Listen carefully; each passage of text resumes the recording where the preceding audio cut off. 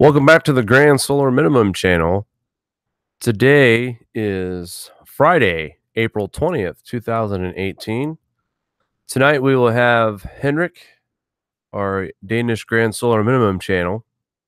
He'll be joining us here shortly. While we're waiting on him, I can report that the sun right now is a bit active, alongside of the solar wind speeds being at 616 kilometers per second. We also saw a new sunspot today, AR 2706. A few of us here at the Grand Solar Minimum channel were watching this star or watching this flare, and it did develop into a sunspot today, and it has produced, from what I can see on the proton flux, 2 small C-class flares today. So keep an eye on that. Meanwhile, we're dealing with a G1 class geomagnetic storm right now. It was a G2 earlier this morning. KPs were at 6. I believe our max for the day, yes, it was for a 6 today. So we never got past the G2, which was some minor issues. Nothing really big on a G2. We made a video here on the Grand Solar Minimum that kind of talks about it, but I'll go over real quick. G2 is considered a moderate geomagnetic storm. G2 high latitude power systems may experience voltage alarms. Long duration storms may cause transformer damage. Spacecraft operations, corrective actions to orientation may be required by ground control. Possible change in drag effect, orbit predictions. Other systems like HF radio propagation can fade at a higher latitude, and aurora has been seen as low as New York and Idaho, typically 55 degrees geomagnetic lat. So if we were actually earlier this morning, it's too bad it was daylight, because we were in a strong zone for a good chance of seeing some aurora if you're in the right elevation out here. But that's the explanation of a G2. Says you can see nothing like nothing apocalyptic or anything like that that's going to happen on a G2, not even on a G3. So anyway, but right now our KP is at a 5, and that is a G1 class geomagnetic storm. SDO is showing us nothing really in the threat of a serious coronal hole or anything like that. But we are looking at the live pictures right now, the last real-time data anyway that came in on the sun, AR 2607. Is that me doing that? Or is that you? Oh, it's cycling through. I got you. It's kind of cool, Mari. Good job. To try to get him on. No problem. I forgot Mari set this this graphic up for me, and I was going to try to move it, but this is a loop. I was going to show everybody. Yeah, we're just waiting on Henrik, and tonight we're going to talk to him about what he is doing to prepare. And, you know, one thing I want to mention before, this is a good thing, before he gets on, he said something in his video today, and I think this needs to be heard loud and clear. And that is, when people talk about the Grand Solar Minimum, it's not just about the snow and the cold and the ice. I mean, we will have summers. We will have warm areas. It does not mean the Grand Solar Minimum is all gloom and doom. And Henrik really hit the nail on the head when he said, you know, it's not all about snow and ice and cold.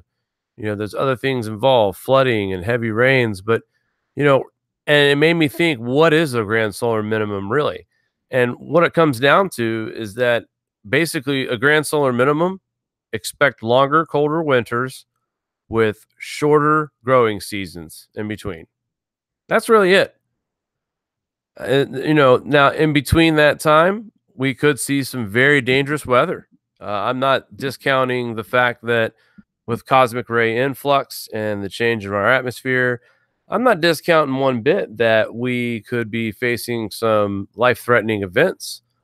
I've already heard the mainstream media in several different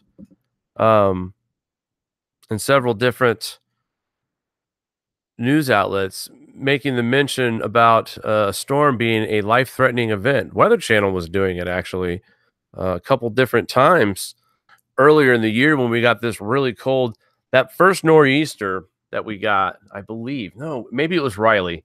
Riley had coastal flooding where it froze and then started snowing. And that felt a little spooky. I get that. Sorry about that. Had to get a drink real quick. But that's what the grand solar minimum really means. Colder, longer winters, possibly cooler summers, shorter growing periods. Not saying that we can't get a freak month of heat in certain regions of the country. It's possible we get a really nice warm Indian summer. But overall, we will generally see colder winters, bigger storms, heavier precipitation, more earthquakes, more volcano eruptions will also lead to atmospheric disturbances, which could block out sunlight, prevent areas to not be able to grow anymore. Who knows? Will we get another Tambora here in the next 5 to 10 years? That's still yet to be seen. A lot of top scientists predicting that we will see a Tambora type eruption between now and 2033. So, this whole thing really, we did a video, I think not too long ago, that said time will tell. No, it was an article. And it's really a waiting game. And all you can do right now is just observe it and take it for what it is right now.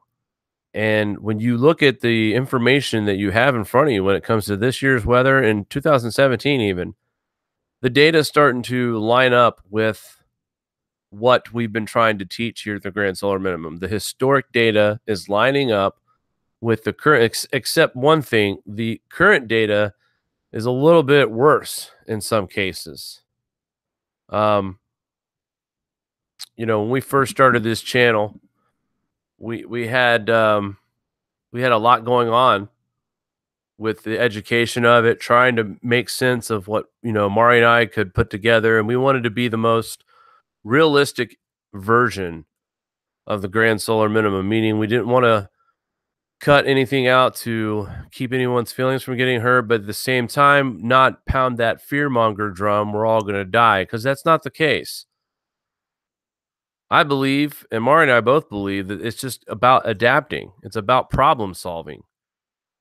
Maybe it won't be smart to live in certain regions of the country, but even if you move away from the cold, you're still going to face some kind of, possible weather danger everywhere you go, except for the Southwest, and there you'll just fry. So, I mean, Mari and I stressed it out many times. I don't think there's a spot in the United States that is the sweet spot, so to say. Now, some might argue with me in the Northwest Pacific. There's a lot of mountainous areas, and their elevation is equipped for whatever. But not everybody has that luxury of, being in that area of the country. So, but it's just interesting thoughts I had today. But really, Henrik brings up a great point, and the message that I want to carry on from the Grand Solar Minimum channel is that basically this is about longer, colder winters and shorter growing seasons with a lot of crazy weather.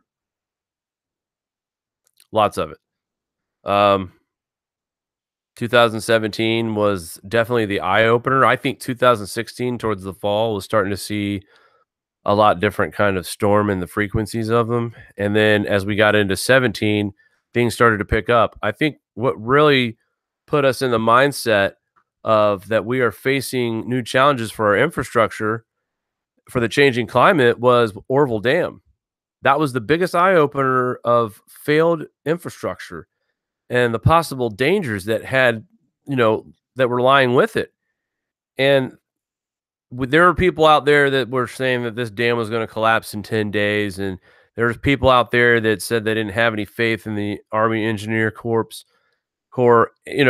all kinds of doubters, all kinds of fake news being spread around about it going and just, drowning people. And lo and behold, they pulled together and busted their asses to get the job done. Well, there he is. Oh, hello. Hello, Henrik. Can you hear me? I can hear you. Can you hear me? I can hear you very loud and clear. Yeah, it's this microphone. Plus, I've kind of got a big mouth, so. Yeah, I think you have. But I don't know how I sound because I have not used this phone for this before. You sound great. Okay. So everything's coming in loud and clear, nothing choppy, nothing bad at all. You sound great. Oh, that's nice, and so do you. And happy 420 for the whole world, of course. Happy 420 to you as well, my friend. Thank you, and congratulations with your son.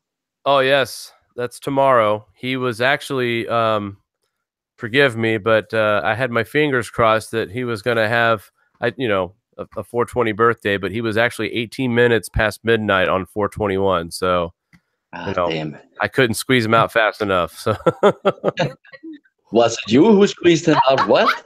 well, I was a support coach. I guess I shouldn't say me, but You are a real Arnold Schwarzenegger, I guess. That's nice. So, Henrik, I've known you, but just by your channel. I've seen you in the chat before. I've seen you in comment sections. First of all, I want to thank you for taking some time and talking to us out here at the Grand Solar Minimum channel. Plus, I think our viewers would love to hear a lot of the things that you're doing. And I was just bragging about something you'd said before you came on about how that the Grand Solar Minimum is not just about cold and snow and ice. And it made me think a little bit. It made me think, well, he's right.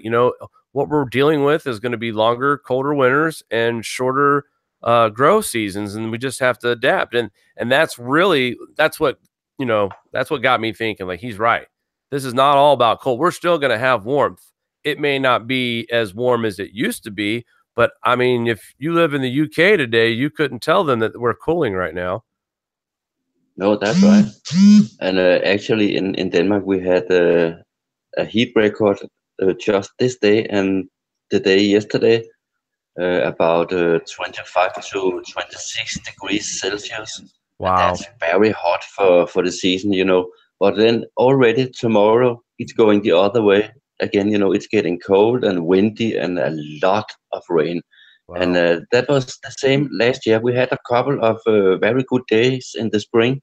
And then we have I can never remember a crappy summer like the summer we had last year. I could not even grow radish in my greenhouse. I mean, Wow. can you understand how crappy a summer you have if you cannot grow radish?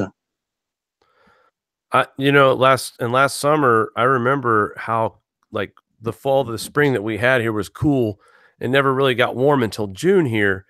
And even then it didn't quite feel, I don't think there wasn't an evening that we didn't step out without our sweatshirt jackets in the middle of July. And that's just not normal, not in this part of the country, but it's looking like to be the new norm. I saw a report today that we're going to be in below average temperatures for the next 2 to 3 months. Yeah, when I look across the US, I'm pretty happy that I'm living in Denmark right now. Because, yeah, I was going to ask you, what's the weather like for you? Just kind of walk everybody through, like, what's your season normally like right now? Summer, fall, winter. What's it like being over there? Well, that's the funny part about Denmark, because the weather is always changing, like everywhere else in the world. But in Denmark, especially when I'm looking back now, you are asking me, even as a child, I was always wondering, how come it be that this summer is so good and then the next summer is crappy, and then we have 2 good summers and 3 bad summers, and one winter we have a lot of snow, then we have no snow the next winter, and it has always been like that. And I don't know why. So even as a child, I was curious, because when we see the Danish TV or listen to the Danish radio, the weathermen or weather girl, they just tell, well, today the weather was like this and tomorrow it'll be like that, and that's not good enough for me. I need to know everything about everything, if you know what I mean. I'm one of those guys, the more you know about one thing, the more you know. Even 2 years ago, I think it was, yeah, about 2 years ago, that I found out about the Grand Solar Minimum. Before that, I thought it was ice age we were going through, and before that, I thought it was global warming. So everything is changing, and so am I, and so is a lot of people, and that is very, very good. But the worst part about the Danish people, I think, is that every Danish people I talk about when we're talking about the weather, and I say, well, what do you know about the weather, and why do you say that you think about global warming? And they say, well, the first thing I do in the morning is I always turn for what we call TV2, because they have a early morning show with the weather and all the other crap you have in the mainstream media nowadays. So they only hear and read in Danish newspaper and television. They could never, ever find out it's so easy to find out anything about anything in the world today on the internet. But no, Danish people, we are the happiest people in the world, so we are only listening to Danish radio. And that is a very big fault.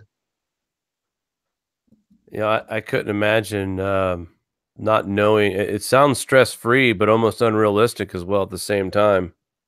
You're not Well, going to get I think the Danish people are brainwashing themselves. I don't even blame the mainstream media anymore. I blame the Danes self, They have to do something, but no. And every time I'm trying on Facebook, and talk about the weather, some guy is telling me, well, Henrik, you are 2 minutes from being a flat earther. And, oh, I think no. that's a lot more about them than about me. Yeah, and not to offend anybody that believes the flat earth thing, but to be compared to that, it's eye rolling just because there's so much more Yeah. work and real research that's involved with that. But it Mari and I, we want to do a series or maybe even a podcast down the road, and that was kind of like a topic for us, how to talk to your friends and family about the changes that are coming, because when you listen to people like you who talk about it in a sense, well, look, it's not all about cold, it's not all about snow, it's not all about ice, and there's going to be heat, there's going to be rain. Well, now people are confused. Like you said earlier, everybody always thought grand solar minimum meant ice age, and so did I. But now I understand the difference and what has to happen, and that these things are in cycles anyway. And those do come down the road, but it just happens to be grand solar minimums that have started many ice ages. It was just all about timing. It wasn't because it was a grand solar minimum. It was just the timing of that cycle. And that's the hardest thing to try to explain to people, is that these are cycles and they are natural, and there's nothing you can do to stop them or prevent them or anything like that. They're just going to happen. Yeah, I think you are totally spot on. And another thing that is very complicated to explain to people is that nobody knows exactly where it's going to happen or Right. how it's going to happen. And a lot of people are out there, hey, it's going to be like this and this, and I saw a UFO yesterday, and well, calm down, calm down. Nobody know what's going to happen. We just know there's a lot of change on the way, and that is a certain. Well, and you were talking about how Denmark already has crazy weather. So it's Oh yeah. probably even harder to try to tell anybody over there, hey, we're going to start seeing some crazy stuff with the weather. They're going to probably laugh like, yeah, right, like we haven't already.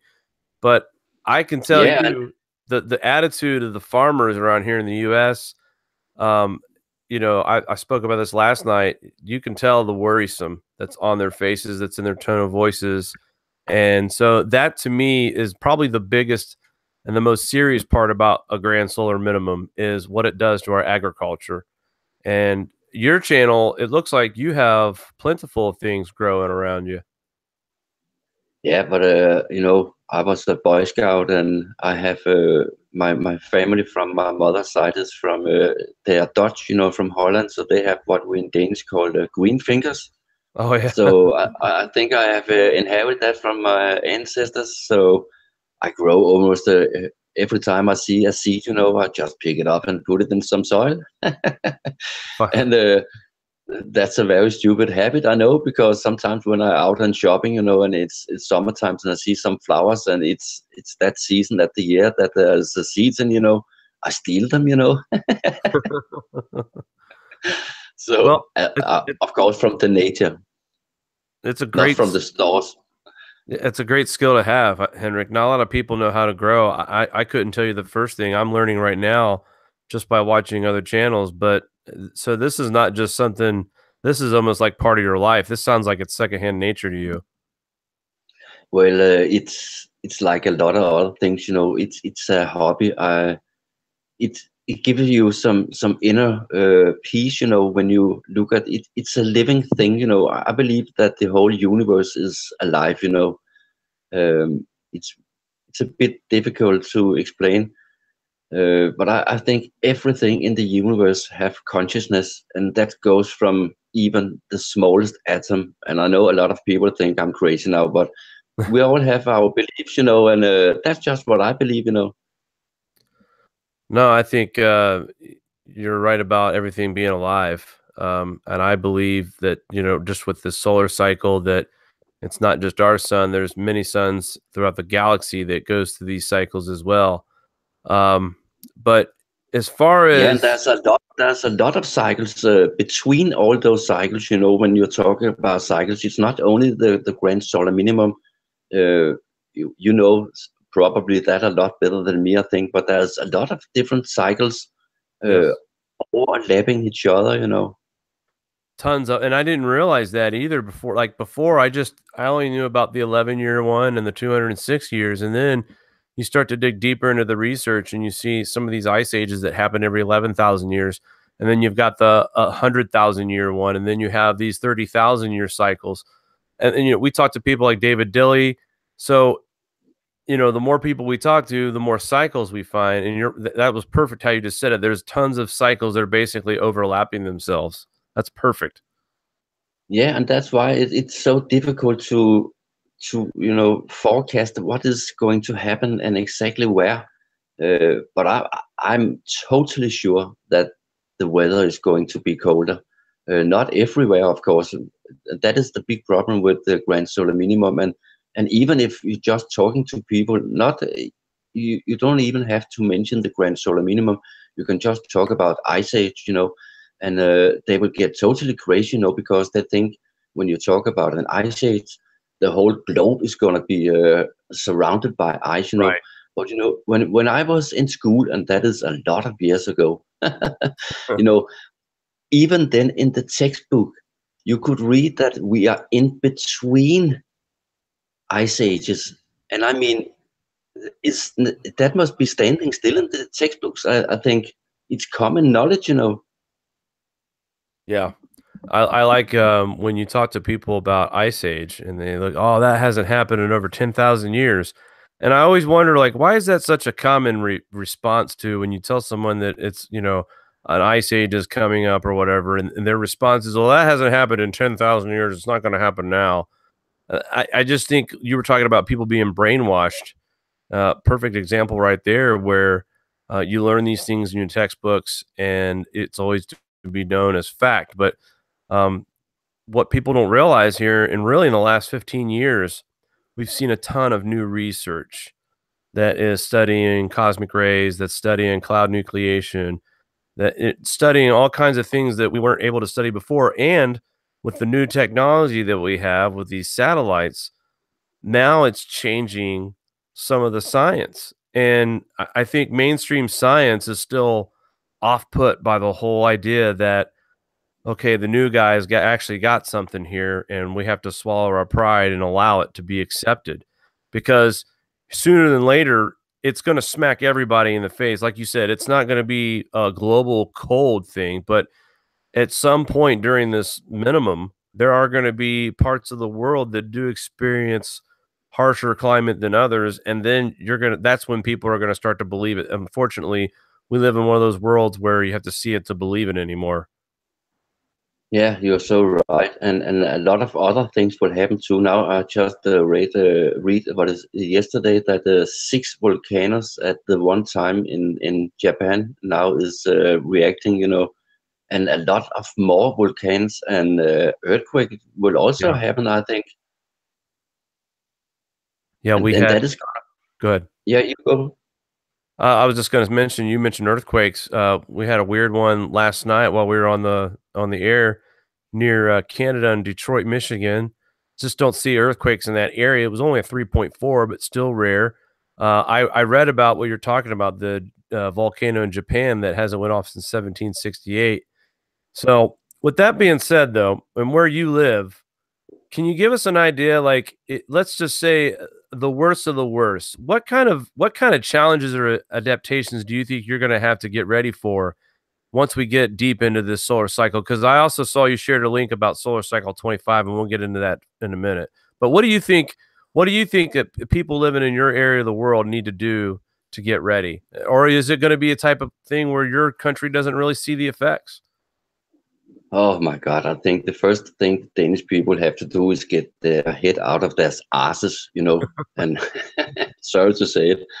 In Denmark we have, it's difficult to explain, but the Danish people are like that, well, we will cross the bridge when we get to it. You know what I mean? Gotcha. So if I'm telling them the word, it's gonna get crappy, and where we go, yeah. I will move when there is 2 feet of ice in front of my front door, and not before. And what do you say to people like that? I mean, it's hopeless. Yeah. And in Denmark we have a lot of apartment, big buildings with a lot of people in. What do you call it? Apartments? Is that the word? With the Not apartment. houses. Yeah, apartment. Yeah, apartments. Yeah. Yeah. And in old days in Denmark, everybody had a wood stove for firewood. Nowadays that is not allowed in Nope. and when the power goes, and I have been talking about that a lot, and that is my biggest concern about the grand solar minimum. So absolutely that is going to be the power, because I really think that either the sun or the cold will make very big problems for the cold. And when the cold comes and the power is off, you are really on your asses if you're living in places like apartments, because what are you going to do to heat? You have nothing. You can do nothing. Really, that's a big problem. I have a wood stove here, and it's flat on the top, so I can make food on it if it's going to do that. And I have also talked to people, and that is also people who believe in the grand solar minimum, where I have said, well, what are you doing to prepare?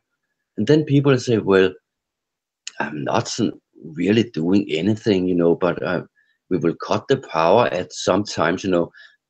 My girlfriend, she have been hating me for years because, everything she hears about is the fucking weather. Sorry for my language, but That's that's all what right. she says, And then I think it's about 2 months ago, I was sitting and hear something, and it was actually an interview with you where you had Valentina on, Oh, Sarkova. And then suddenly, I could feel my girlfriend come up from behind, and I thought, what the devil is she doing here, And I could see she was curious. And then afterwards, she was asking me a lot of questions. And now she have turned around. Even she believes now wow. in the grand solar minimum, and I'm so in shock, That's Wow. of course a good thing, but that's only one people, But Well, the power is going to be a very big problem. I know a lot of people are saying, well, I will still have my mobile phone. Yes, but if the power is out everywhere, what will you use your mobile phone? You cannot get any GPS. You can maybe play a game if you are lucky on the phone, but you cannot use it if the power is gone everywhere. yeah, that's you mentioned either the sun or the cold, and the cold almost put our area in a blackout this year. I read an article that well, actually I remember late December we got a gas alert from our gas company here in the United States, and they were telling us to turn our thermostats down 5 degrees from what we normally keep it at, because they might have to issue a supply alert because of how much was being used already. And it was only, late December, and the cold weather that we experienced here then was almost enough to give us blackouts. And you're right. What do you do when the power's out for more than 24 hours and it's 5 degrees outside Fahrenheit? How do you keep warm? So now it's our responsibility, channels like us, to help people find alternative for heating, because like you said, wood stoves are banned in almost everywhere you go now. So you know, now you have to resort to other things. And it's just really hard. You bring up a good point, though, when it comes to the apartment situation, especially if you live in a high rise. You know, power goes out for more than 36, 48 hours and it's cold outside. It's going to be hard to keep your apartment warm. Absolutely, lighting a candle is dangerous for heat at any times. So there's some challenges. We're not saying that it's all going to be rosy. And I think a lot of what Grand Solar Minimum message should be is that you have to take the initiative to survive and adapt to changes in your climate and possibly the food supply. And I think a lot of times, Oh like, yeah. I get a little nervous when I talk about food supply because right now we're still seeing pretty normal grocery stores and stuff like that. But every time you read about these big storms taking out crops in India, here in the United States, everywhere really, you hold your breath and hope that you don't start seeing a huge spike at the grocery store. And I think we're already seeing it in the fast food restaurants, and people just don't realize it. I don't know Yeah, about you. yes, absolutely. I've seen prices go up in the Danish store for almost every year, but nobody's talking about it. It's No. just like, well, it's normal. Okay, it's costing. And you know what's the worst part is? The Danish power companies will from this year in the winter months double the prices on power Jeez. from between 5 in the evening to 8 in the evening. And I know it's only 3 hours every day, but try and listen to this. That is exactly when people are coming home from work. They have Yeah. their children have to get in bed. They have to make food. It's between Christmas and all the holidays and all the stores. You know how much a fridge is costing in power. And think of all the stores. They will not. They will of course pass the bill to all the buyers, and that's only for 3 hours every day. My girlfriend and me, we will cut the powers in those 3 hours every day in those 3 months because we can heat and make food before and after and wash our clothes before and after.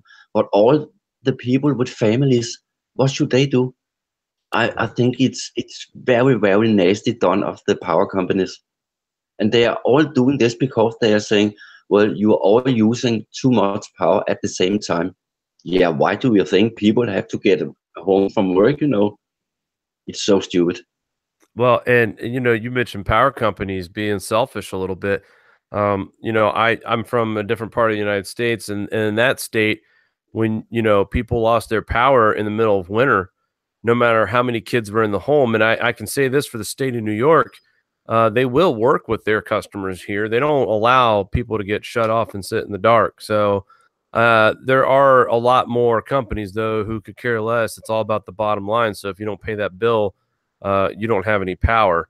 So that's my first concern. And one of the things I think about when it comes to the grand solar minimum, colder winters, people are leaving their furnaces on longer. So what happens when it gets too expensive for the common man to heat his home with natural gas? I'm concerned about natural gas prices going up in the future. I'm concerned about all energy on top of food prices slightly rising. And I'll tell you something right now. I took my family to a fast food restaurant, just three of us. We were minus one kid, and it cost. Now we just got sandwiches, fries, and drinks, and the three of us spent $27. Now, normally, just maybe 10, 15 years ago, you're talking $13 for three people to eat. 13 to 15 bucks. And so it's gone Yeah, up almost 10, $12. And like you said, nobody's even mentioning it. No one's even like just a small a large French fry at McDonald's now costs over $3.50, where it used to be $1.99, I think. So they've more than doubled the price of their food at some point. Made out of plastic anyway. Yeah, grease and yeah. salt. I think people have too many money. All the people I know in Denmark, they are using more money on coffee than anything else. When they are going into the stores in Copenhagen and buy one cup of coffee, they could have bought two bags of coffee, because it's Yeah. so expensive. And I thought, I will never give so many money for one cup of coffee. And then when you taste the coffee, it's like crap, you know. It tastes like pigeon piss or something, you know. I'm sorry to say it. I make good coffee. I And like I can prove it. Salute. I like you. I can tell that I'm with you. I got friends that'll go get a $6 cup of coffee and it's too hot to drink, and by the time you remember to start drinking again, it's too cold to drink. So Yeah. I'm a fan of drinking coffee at home myself. Yeah, and another thing I don't understand is so many Danish people are using so many money on buying water, and we have some of the best water in the world, you know. I'm jealous. And a bottle of water in Denmark is more expensive than a gallon of Coca-Cola. Jeez. It's so weird. So what makes the water so good there? You guys got really a good spring around, or it's just better water treatment facilities? Because I tell you, right here in Buffalo, the water is crap. It's full of fluoride. I just think the Danish government is good to lie. Well, You know? Well, I mean, places like Flint, Michigan last year. I don't know if you kept up on that story where they had brown water. Yes. They actually tested the water and was trying to tell the residents that the water had levels of toxins that were safe for consumption, and the water was brown. I hate to be such a snob because I can only imagine what our ancestors used to drink, but could you imagine someone telling you, hey, it's okay, it may look funny, but it's totally safe to drink? No, we not take even my for dog granted. would drink it. Oh, that's disgusting. Yeah. So there was a lot of and a lot of big time corporations stepped up throughout America. It took a long time, but celebrities were starting to donate money towards the cause. They were basically, the water bottle supply was endless in Flint, Michigan. All I saw in the news was truckloads of full of bottled water going to Flint, Michigan for people to drink. Now I guess they were still doing laundry in it and bathing in it, but again, I just couldn't imagine being told that this is the new norm. And there's a good chance, like you said, if we lose power, whether it's cold or an EMP from the sun or a solar flare, you're not going to be able to use the water because the water treatment plant's going to be down. So that means the water's not going to be fixed. You're not going to be able to use your cell phone because the towers are down, so you can't get a signal. People don't. Yeah, that's another very, very big problem. I think that everything is electronic today, you know. Yeah. Well, and that's everything. That's my biggest scare too. And I apologize if I hurt anybody's feelings about this, but that's my biggest scare about cryptocurrency. The fact that if something would have happened to let's say something globally happens to the grid and there's no way to recover those assets.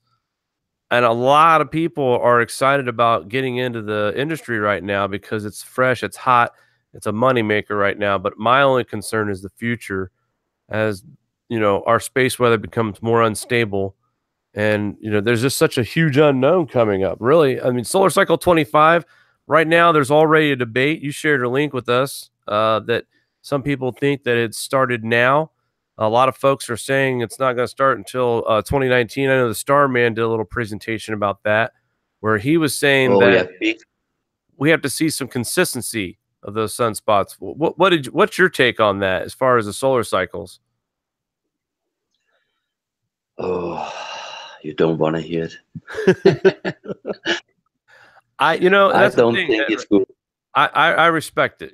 I respect everybody's point of view on this. So, because like you said, nobody knows for sure. We have to just put all of our best thoughts into one big pile and see what kind of great ideas we can come out with, and be ready for the best case scenario. Yeah, because when it all comes to one, it's speculation, but I think we are going the wrong way. I really think it's going to be a very bad situation. Not maybe in the next 10, 20 years, but it will get very rough, I think. I don't think the sun will come up again. I think the next cycle will be bad, and the cycle after that will be worse, But that's only what I see, and I'm not a scientist or anything. I'm just a a layman like a lot of other people, but I'm of course reading a lot. But I don't see it's going that way. So it's going to be a lot of sunspots. Yeah. I have to say I think it's not good. Yeah, I think with the prediction of the weaker cycles coming up, everything that we're looking at right now indicates that it's going to get, and you said it again, not now, but maybe 20, 30 years from now.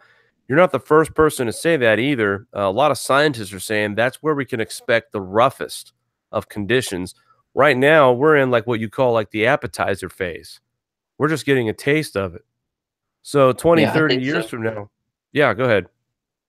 Yeah, I think so, because and there's so many changes around the world the last 2 3 years. Yes. It's so unbelievable, and that's why I get so furious sometimes. When you open the Danish newspaper or looking at the Danish television, they are showing so little about what's going on in the world. And if they are showing anything at all from the weather around the world, you can be sure it's about heat. Yeah. There's not going to be a lot of course, this winter they have a few pictures and a few small videos from where it was cold, but that's it. You know, you make a good point too. It does make you angry when you read mainstream media. And as much research as Mari and I do, we're not scientists either, but we try to figure things out like you are, a layman's term type person. But the more we read about this, and then when we go watch other channels that talk about global warming, people that are lying, there's people out there that's telling people that our planet is warming right now and that the Arctic is melting rapidly right now. And that Yeah, infuriates me. To me, that's just the biggest kind of disinformation that you could possibly do on the that's damage right there. That's serious damage to make people think that there is no way in hell we're going to see any kind of cold conditions coming our way. And then 2 years from now, bam, they're totally caught off guard and not prepared. And unfortunately, there's a chance that they might really experience the worst side of what a grand solar minimum is, because they were lied to this whole time. And you can go on and on about why the world governments don't talk about grand solar minimum. It doesn't make sense to me. How come they wouldn't warn their people? I'll tell you why. And this is my opinion. That doesn't mean it's the opinion, but my opinion is because the government knows that when things get into full swing and we start seeing these disruptions in food supply, the government is not capable of handling this kind of capacity of food supply, hunger, disease. There's all kinds of things that could happen that could just domino effect out of control. So it's not a sense of the government preparing its people. It's that they know they can't handle the possible disasters on that level. And I'm not saying this is going to be overnight. I'm talking out through time. We start seeing crop failures deteriorating even more each year, cutting into our supply, cutting into our finances, to a point where it could possibly be in 20, 30 years where we are at that point. And yeah, that really concerns me the most as well. yeah. And another thing I'm also very angry about, that is the journalist. I have been writing to so many Danish journalists and so many Danish newspapers, and well, not many of them is writing back, but a few of them have write back, and thank you for your concern, and that's it. And even if I link them and ask them nicely, is there a possibility that you could maybe interview Henrik Svensmark about the climate and the cloud mystery? And no response from nowhere. So I think that the journalists, they are the bad people too. Yes. Well, and let me tell you something. You bring up a great point. I have a local meteorologist that I kind of follow on Facebook from my own hometown. And the first time I ever talked to him about grand solar minimum, his reply was fake news. He called it fake news. Okay. And I don't think these meteorologists that go on TV, I don't really think they're real weather guys, honestly, because I don't think they understand a bit of science. to hear them talk. I caught this guy telling everyone that a snowpack had created clouds. And as he was telling everybody that the snowpack created new clouds, he was posting an image from NOAA satellite showing the cloud creation happening over the areas where the snow had melted and there was no snow on the ground, but explaining that if clouds were to form over snowpacks, they couldn't because cold air sinks. So it clearly tells you you cannot have clouds forming over snowpacks, only over melted areas. And it's like, you know, his comment was science is cool. And it's like, you don't even understand science and you're saying it's cool. So there's a really big disconnect out there. And it does infuriate me. Mainstream media, journalists, meteorologists, when they seem like they're out of touch. They're not in touch with the science at all. No, and I don't think they are allowed to ask questions. That's the big problem, you know, because I'm so certainly that there must be so many out there thinking there's something so wrong with the things we are telling people. There must be so many furious. There must be. And you know, yeah, go ahead. That was that was just because I was reading something I have been writing down on my note here, and I have totally forgot to make a shout out to the Starman. Yeah. Hey, because it is for his father. Also that, but mostly because he lost his father here recently. You know. Yes. So I hope his family is okay. You know, it's never a good thing to lose a family member you love. You know, that's a very hard thing. So hello, Starman, I love you. Our thoughts and prayers are with him as well. And I heard it was a beautiful service. His father was honored, full honors, and there were some very high-ranking military officials there. So it sounded like an amazing, beautiful service. So, but thanks for mentioning that. Our thoughts and prayers are also out to his family as well. Yeah, I'm sorry. I just had to get it off my chest. No, hey, I'm glad you mentioned it. Starman's a great guy. He is in my opinion, a huge pillar in the community as far as knowledge and information and truth. And even when that truth doesn't favor the agenda, it's still there. And that's the one thing that I love about this guy. And we're lucky to have him as a friend for sure. So yeah, good shout out there. And then I also have another thing, because now you have been asking so many times how I pronounce my name. But before I say it, I will have to ask, is it Mari or Mary? It's Mari. It's Mari. Mari, okay, because I have to know too, you know. Mari. Okay, so you want to know how we pronounce my name in Danish? Yes. Okay, I can tell you in France, it's Henri. In Spanish, it's Enrique. In German, it's Henrik. In Dutch, it's Henrik. In Danish, it's Henrik. And in Greenland, it's Anders Nuk. Oh my God. Unbelievable. I don't think I've ever heard so many different versions of one name ever.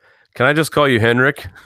Yes, you can call me exactly what you want to. I think there's a lot more, because every country must have some name, you know. I just wrote it on Google, you know, and I said, what? Is my name also in French and Spanish? And oh, that's great. I think I like the Spanish version and the French version. They both make sense to me anyway. So those were cooler, but Henrik's easier for me to say. I don't need any more challenges. I'm challenged. I like it. Enrique, you know. Enrique, well, that's me. Yep. Yep. Starman's like, how about H? How about H? Oh, come on. We can be that lazy now. Come on. So, we want to feature you today as well, just not just having a conversation about it, but also kind of like, you know, point folks in your direction. You do have a YouTube channel. What do you do? I mean, I watch the channel, but tell folks out there that haven't seen your channel yet, what do you do out there on your channel? What is this? What is this about? Well, I'm actually just myself, you know, because I'm an old radio guy and I have a lot of issues. I have ADHD and I have anxiety, so I don't get so much out. So one of the things I do to cope with that and have some contact with the world outside. That is to just show people what I do in my garden and my indoor grow. And then I, of course, combine it with the Grand Soul Minimum, because I do believe that we in the future really have to grow what we can, either inside or in some greenhouses outside. But then again, if people are expected that they should live off the thing they could grow inside, we will again have a problem if the power is going off. So that's another issue, you know. But outside, I'm just growing a lot of things, you know, and I'm trying to make an outdoor shelter so I can watch all the animals. You got a little lake down there, and unfortunately, we also have a lot of foxes, and one of the foxes was eating 5 chickens today. Oh, geez. Yeah, and it's impossible to get them out. And that's so annoying, you know, because I'm not the guy, you know, who can kill a fox. I mean, I'm an animal lover, and very, very big animal lover. And if I see a fox, you know, I totally get in love, you know, and that's a very big problem. But I'm just showing, you know, what I'm doing in my garden and what I'm trying to do inside when it's getting cold, and I will do it again here when it's getting cold in Denmark. Grow inside. I'm not sure what I'm gonna grow this winter inside.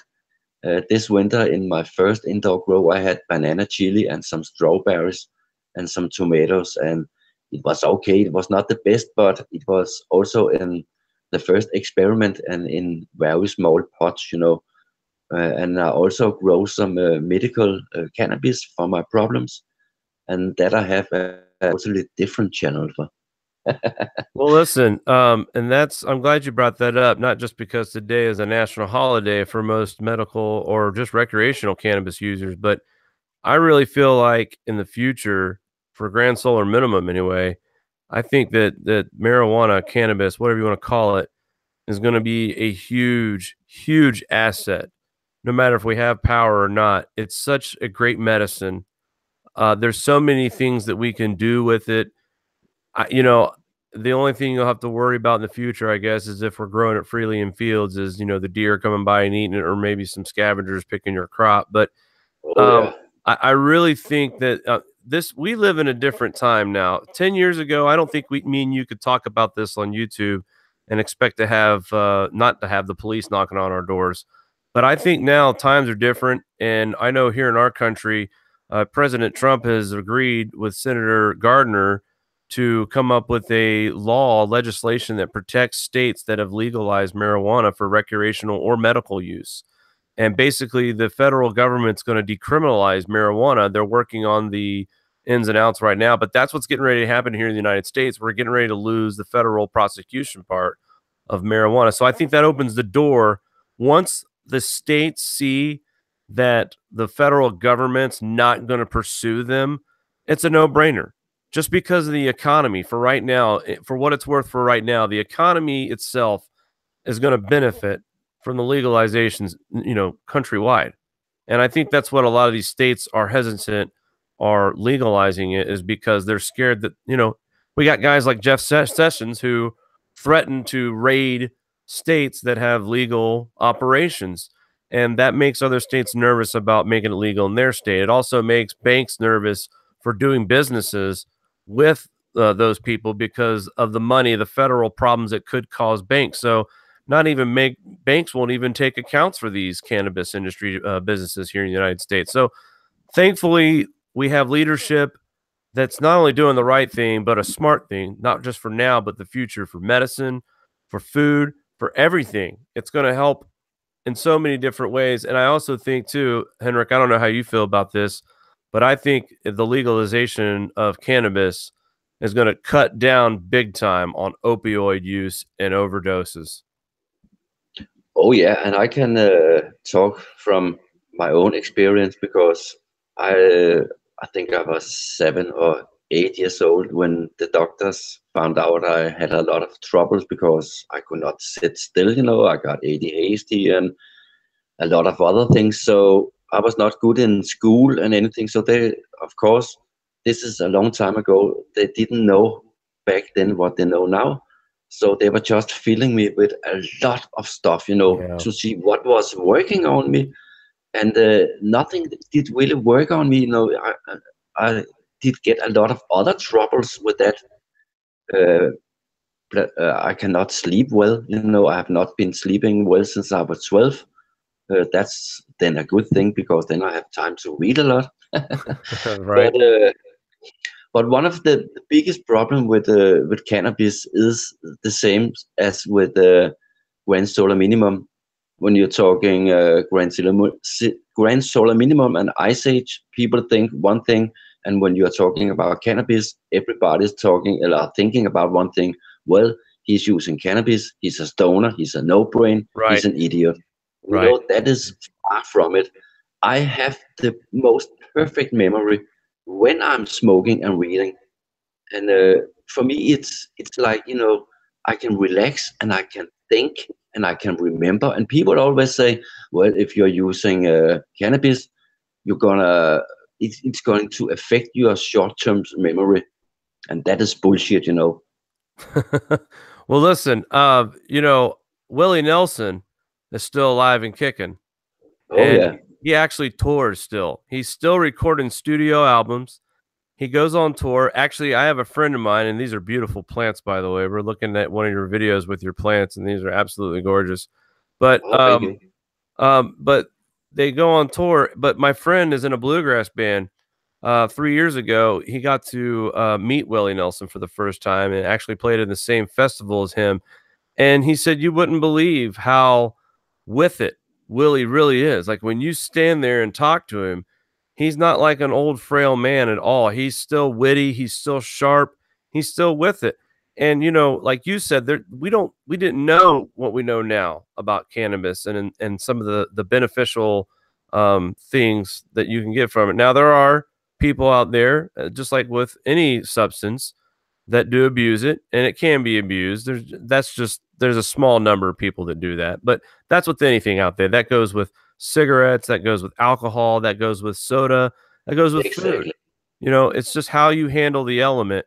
But I'm really glad to see though that you're right. The old school stereotype was, oh, he smokes, so he doesn't know what he's talking about, or oh boy, he probably, you know, sits around and watches cartoons and eats Cheetos all day. But you know, I'm with you. I have a better focus. I probably had ADHD when I was a child, to be honest with you, but I'm able to read. I'm able to focus.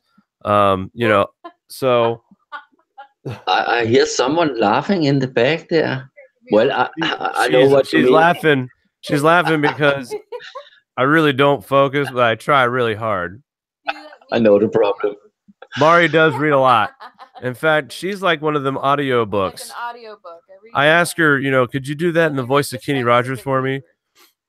Maybe if you started doing it in voices of famous people, I would like be able to stay awake during some of these abstracts. But Well, you know, now that we are talking about cannabis and it is 420 days, you know, every people have a stoner story, and I have a short one for you if you want it. I love it. I love it.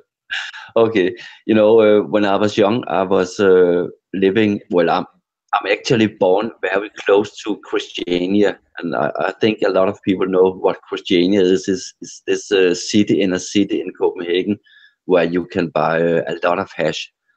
And it's very normal to go there to free concerts and stuff like that and see a lot of stoned people, but it's always happy people. There's always only good times out there, unless the police are there to raid it, of course.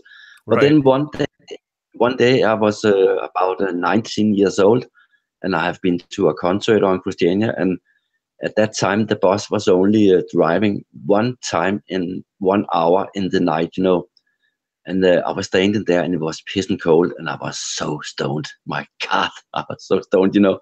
And the bus is coming, and I thought, well, I have to get me a very good seat on that bus because I don't want to talk to people. I have so red eyes, you know, and I just want to sit so much alone in that bus. So the bus is coming up, you know, and open the door, and people are getting off, and people are getting on, and I'm standing there. Well, I think I will sit. No, I think maybe if I sit in the back, and then the door is shutting, you know, and the bus is driving, and I'm just standing. What the heck? What? The bus? You know, I think I was just so stoned, you know, and then I decided to walk home, you know, because I could not stand there for an hour, you know. So Wow. you have to be careful when you are young and you are smoking, you know. Well, no, you don't think about that stuff.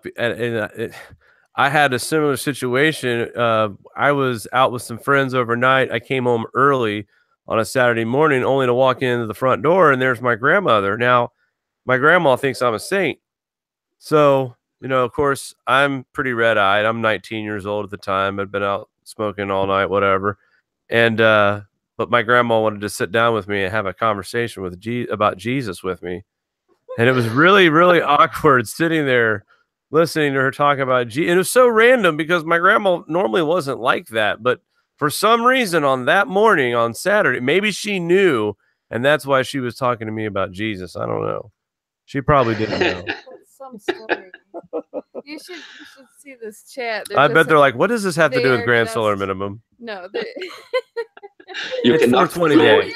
it cracks me you up. cannot How's grow it? cannabis in the cold. Magic, yeah. Magic hee-haw. You know, when I was young, I actually thought that my mama didn't know I was smoking, you know. So every time I get home from the club, you know, when I was 14, 15 years old, you know, and I had the reddest eye, but you know, you don't see yourself, you know, as high, you know. I had this long grease hair, you know, and then one day in the evening, I had an uncle visit. We had an uncle who was living in Perth in Australia. Well, then he's still living there. And then he was outside in the garden, and then my mom turned to me and said, well, your uncle is outside smoking some grass from Australia. Don't you want to go out and smoke with him? No, I'm crazy. I said, Mama, don't smoke. What have you then been doing for the last 2 years? Busted. Oh, how did you know that? Yes, I was so busted. Moment. Grand, you know, my moment. you know, because I was always so active, you know, and I think my mom liked me when I was calm. Yeah, well, that's just the thing, and there, you know, the oil, the CBD oil. I'm not. I was told that it's totally different from the actual the marijuana. Like, there's something different about the CBD, but the FDA has actually approved it here in the United States, so it's getting closer and closer to being sold in drugstores and grocery stores over the counter. And I've seen so many people talk about how they've given up painkillers for the CBD. It's different. It's not they're saying it doesn't have the ingredient that gets you high, but still gives you the relief from pain and anxiety. So sign me up. If there's a drug out there that will let me feel pain-free and anxiety-free without feeling high, I'm definitely all in it. And as long as it's not an opioid, that sounds like something that I would want my family to be on all the time. But it's right, you know. I'm saying over conventional drug. I don't want my family on painkillers. I'd rather, those people over there.